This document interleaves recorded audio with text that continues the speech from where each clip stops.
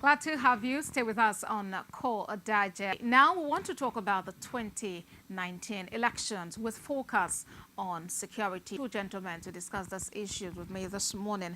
Bolauba, a public affairs analyst and an entrepreneur, and Chinedum Obioha, a social commentator. Thank you very much, gentlemen, for being here. It's our pleasure. Now, it's less than a year to the 2019 general elections. And looking at the state of security in the country, what do you see in that poll? Let's begin with you, Chinedum. There's no day that will pass. There's no day from 3 years ago till now. There's no day that will pass without us hearing news and stories about killing. If not in the church, it's in the mosque. If not in the mosque, in the market square. If not, even at homes. I want to call. I want to ask for make a wake up call to our security personnel that please, we have had enough of this killing, shedding innocent bloods, and we are now driving towards 2019 when people are expected to go out and cast their vote. I want to sincerely pray. My friend here said, let us be praying. We need more action on security. From what we have seen here, there will be more bloodshed, but God forbid, because our service chiefs are not doing enough. I'm not saying they are not doing it. They are not doing enough. And the presidency also should wake up to make sure that Nigerians are not being slaughtered. Nigerians are not being crucified. Nigerians should wake up and go to the polling booth and vote and come back. The rate of insecurity is alarming, and unless something is done urgently, we are going to witness more bloodshed. Well, let's come to Bola. The state of security in the country. We are in a penultimate year to an election period. I don't want to sound Jeremiah Carr, but Prophet Jeremiah would have my tongue this morning. There's no The weeping prophet. There is no way in a country like Nigeria, where politics is the biggest business in town, the biggest business in this country now is politics. And those who are fortunate, unfortunately for the majority of the masses, emerge to be the leaders,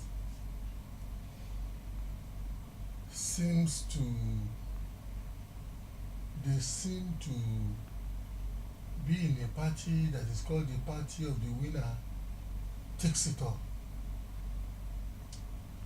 There is no way political contest in such a country will be peaceful.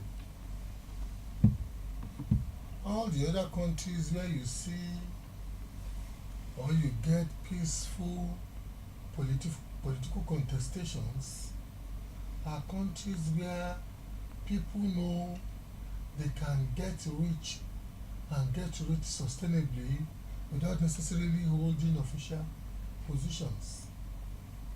So I'm sitting here now in the backdrop of the fact that the governor and some chieftains of the APC literally were looking for those who ran away with World Congress's ballot paper in Imo a couple of days ago.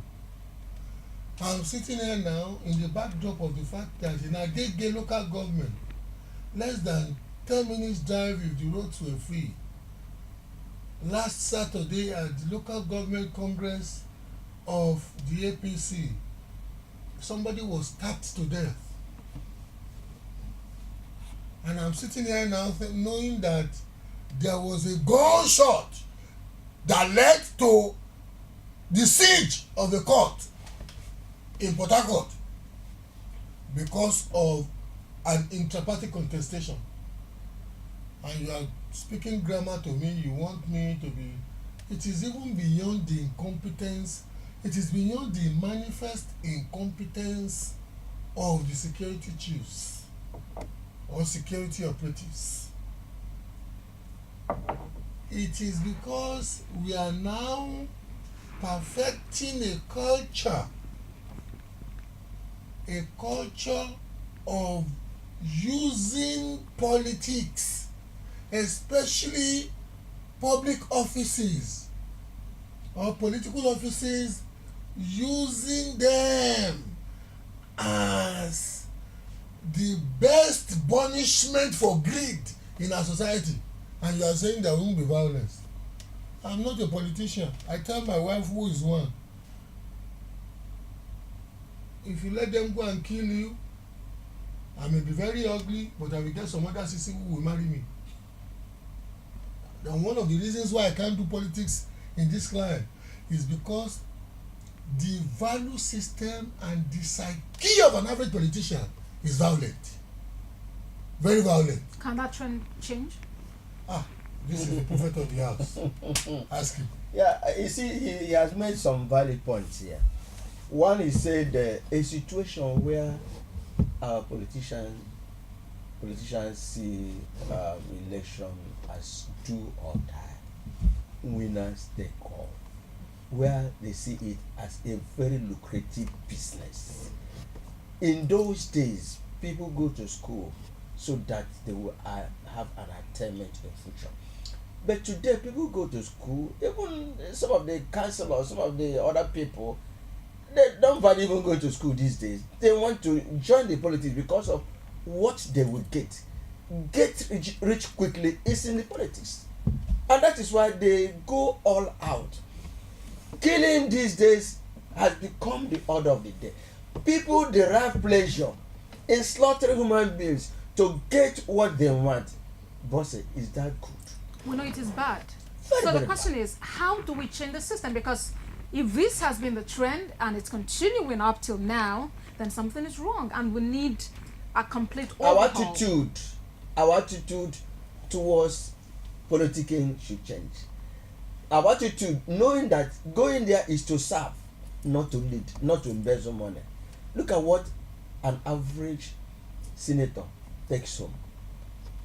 Look at what an average House of Representative takes. Look at what the local government chairman takes. And that is why they kill to get there.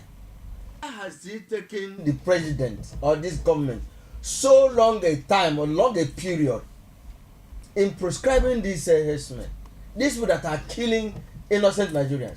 It took them less than 1 month, I'm not sure up to that, to tag IPOP terrorist organization. You know, a number of people have asked questions as to these people The really hurt The men. Inspector General of Police, on the very day that he claimed to be in Gwari, the very day that he was the date that he was officially using as excuse to refuse parliamentary invitation, that he was officially in Gwari, that day 43 persons were recorded to be killed in Gwari. The IG of police, you must remember, Bosse, that if the IG of police were to be coming to this neighborhood, we probably wouldn't have had access to because the presence of policemen would have been dramatically beefed up. One person. And the same day that he claimed that he was in Gwari, Kaduna State, that day 43 human lives were lost. And Emmanuel told me this government is really trying. They are trying. I give that to them. Oh, they are really trying. Their deployment. What was the operation of the platoon that was deployed to Benue? That operation was cat race. That operation was said to be going on in Benue, and lives were daily being lost. So there is even no respect for Nigerian soldiers anymore. Let's say they've even taken the police as not be the Lukman that left to go and join the that's the police. So soldier, there are no respect for soldier anymore. But before we even deploy those ones, what was the intelligence report that we got about the movements of these people and indeed the origin of these people if they came from the Sahel. So our intelligence, Nigeria, maybe people don't know. We do not only have SSS, which is like our own FBI. We have NIA, which is like our own CIA. The military has its own dedicated intelligence agency, intra-military, the three services, collective for military. Then each military has, and we have all those intelligence agencies, peopled by human beings, earning salaries, and yet they are killing Nigerians like chickens. And they're happy. Well, let's look ahead at 2019. They may not be happy, but they are not doing well. They are not doing well enough. 2019. If things continue this way, we hope it doesn't.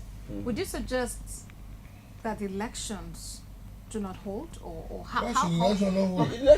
So are we up to the task? Will we be able to handle it and ensure that the period of the election, does not see a skyrocketing of casualties? You are already giving them excuse for why. But don't go that. No, don't go that. Why are you contemplating? It's not. We are looking at this issue. We've been saying that every day people are dying. You're talking about the Congress that held of just a party within, across the country. Deaths were recorded. Everyone is concerned about this issue. So we ask, so what should happen? When there's a security report that we're not saying they're not doing it. We will take the call. We'll take the call. But when there are security reports, what should we do about the elections? Then the election, one has to look at it from this point of view. Ask Benue people, ask Taraba people, ask all these areas people are being killed. What is your opinion? Election must hold. Right. Now we are concerned in the killings going on all over. You talk about kidnapping, you talk about ritual killing, talk about the herdsmen killing, talk about Boko Haram. Then you are here asking us whether election will hold. The government should determine, because I don't see how Benue people will be happy and be free to come out. The government cannot determine. The constitution has stated it. If it's a rule of law respecting government, it must adhere to what the constitution says. It was wise killings were going on in Nigeria that they were elected. It may not be as bad as it is now. So it's worse now. But it was. You understand? So we should not allow any government to use the pretext of security, because you know what? You must remember that we lambasted the last administration for wanting to use security to shift an election that they knew they were going to lose. So these ones too should not get the privilege of using security, this is a government under a president that has refused to sign the electoral bill because he rejigged the sequencing of election. He refused to sign it. And you know what, in that electoral bill, some of the things that he has been campaigning for, even when he was in opposition, about 29 of the 32 items, he has mouthed them before. He has subscribed to signing joint this thing when they were in opposition, and all those items now, because of just rejigging the sequencing of election, all those items could go to waste. He's refused to sign this. Someone mentioned restructuring. And to be honest with you, the reason why the most hallowed legislative chamber in Nigeria has been literally attacked by hoodlums is because of that. All right. So one of the callers mentioned restructuring. Could that be solution? If we do it honestly and sincerely, it will help a lot. Yeah, but you know what? The president has told us he gave a Hausa the version interview to the Voice of America Hausa service in America, and he said he does not believe in some states that should help to quell this insecurity. He said he didn't believe in state police because he felt that most states cannot afford to pay, that is even that he was in the position of even helping some states to pay salaries anyway. So if the president is using that pretext to say state police, especially when your sitting vice president and your running mate in next election has been mouthing in the last 1 year that he believes state police and that the president... See contradictions. The vice president believes in that. And let me draw attention again. During the campaign, this present government said they believe in restructuring. The manifesto is there. It's there.